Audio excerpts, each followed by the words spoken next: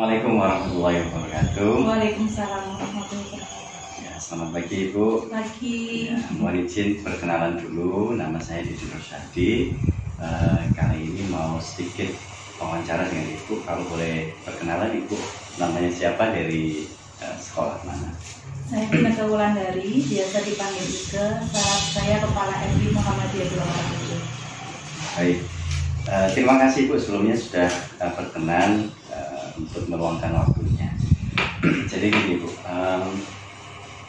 diskusi kita kali ini istilahnya membicarakan tentang beberapa hal yang berkaitan dengan keputusan-keputusan yang diambil oleh pimpinan atau kepala sekolah terkait kegiatan ataupun segala sesuatu yang ada di sekolah. Nah, keputusan-keputusan ini kadang berkaitan dengan hal yang sifatnya itu dilematis. Kadang sebagai pimpinan ini kan harus bisa menentukan keputusan apa yang nantinya harus diambil terkait kejadian tersebut. Nah, mungkin saya ada beberapa pertanyaan. Kira-kira kalau di lembaga Ibu selama ini tentunya pastinya ada ya Bu ya, hal-hal yang semacam itu ya. Kira-kira untuk langkah strategis Ibu ketika menghadapi sesuatu kejadian yang dilematis seperti itu, kira-kira langkah-langkahnya seperti apa? Pertama ya jelas mempelajari dulu kejadian itu tersebut. Terus kemudian mencoba untuk mencari solusi bagaimana bisa menyelesaikan permasalahan tersebut dan mengatasi rasa dilema itu. Mungkin kita juga bisa bertanya kepada pihak-pihak yang lebih memahami tentang itu, dan selain itu juga mempelajari kondisi yang terjadi. Mungkin kalau saya boleh bertanya, mungkin ada hal contoh apa itu Ibu, kejadian yang dalam tanda kutip tadi itu yang sifatnya dilematis di lembaga Ibu. Barangkali ada sesuatu yang bisa kita sharingkan di sini. Yang baru-baru ini terjadi itu saya merasakan dilema untuk memutuskan suatu kebijakan tentang peraturan guru, terutama tentang masa kerja guru. Di lembaga kami sebelumnya belum ada tentang peraturan tentang masa pensiun guru. Jadi saya itu mengawali membuat kebijakan tentang masa pensiun guru. Oh, gitu. Jadi selama ini di sekolah panjenengan itu usia berapapun masih diizinkan, masih bisa melanjutkan tugas baik. Ini dalam hal apanya Ibu? Dilematisnya itu di bagian apanya? Dilematisnya itu karena harus membuat kebijakan baru gitu.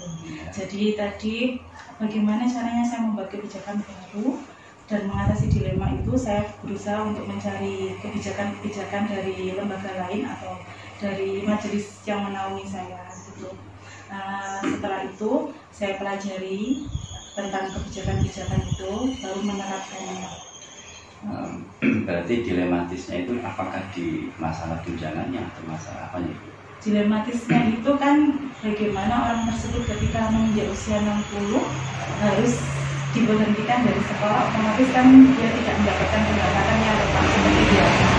Di situ ada rasa kemanusiaannya kita itu, kalau diteruskan artinya sudah tidak sesuai dengan peraturan yang sudah berjalan, tapi kalau dihentikan kita juga harus memikirkan rasa kemanusiaannya itu tadi.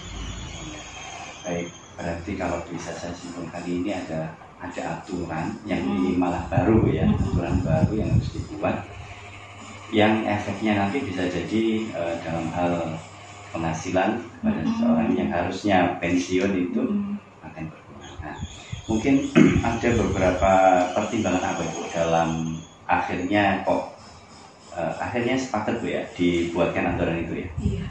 Mungkin ada faktor apa saja pertimbangannya sehingga Ibu akhirnya memutuskan harus ada aturan seperti itu? Faktornya memang kita harus merapikan sistem. Yang pertama harus ada aturan baku yang berjalan di lembaga, karena nanti berjalan untuk seterusnya. Jika nanti usia 60, ketika guru sudah menginjak 60, maka dia sudah harus bersiap untuk melepas jabatan sebagai guru. Seperti itu. Nanti tahun berikutnya juga seperti itu. Jadi menciptakan sistemnya dulu. Nah, untuk apa namanya, ada nggak Ibu dalam proses pembuatan sistem itu yang baru itu ada step by stepnya, mungkin pertama harus ngapain, terus kemudian ngapain sampai akhirnya oke diputuskan. Oh iya, pertama itu kita melihat data guru. Itu kan terbaca, guru-guru yang menginjak mau usia 60 itu disimpatikan kan terbaca.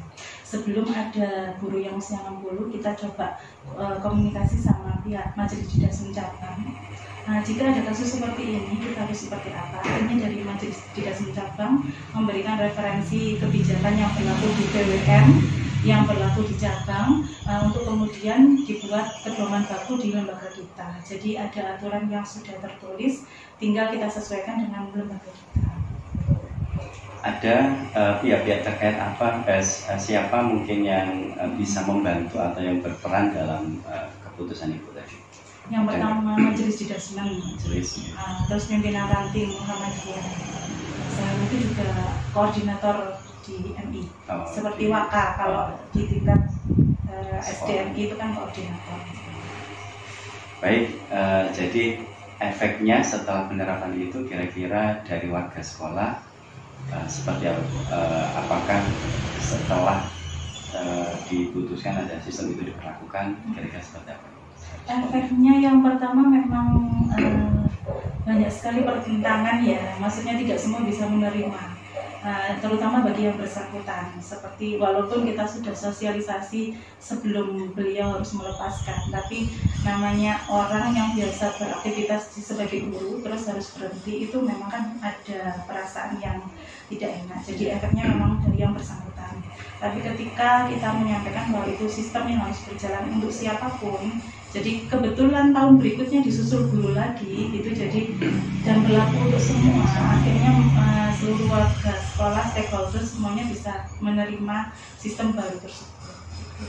Nah, ada nggak alternatif atau solusi-solusi yang sifatnya dalam bentuk kemanusiaan yang diambil oleh lembaga itu setelah penerapan itu? Usia pensiun kan memang 60 tahun. Solusi yang awal agar beliau tidak langsung down dengan usia 60, kita beri perpanjangan 2 tahun. Setelah kita beri perpanjangan 2 tahun, meskipun masa jam mengajarnya tidak sama, jadi kita kurangi setiap semesternya, kita kurangi sampai 0 pelajaran.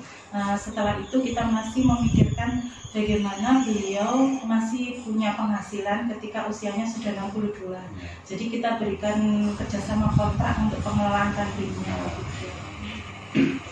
Baik, iya, ternyata luar biasa. Akhirnya dengan penerapan ini sistem bisa berjalan dan kedua belah pihak ini bisa menerima dengan baik. Baik, terima kasih Bu Ike atas waktunya sudah berbagi dengan saya. Assalamualaikum warahmatullahi wabarakatuh. Waalaikumsalam warahmatullahi wabarakatuh.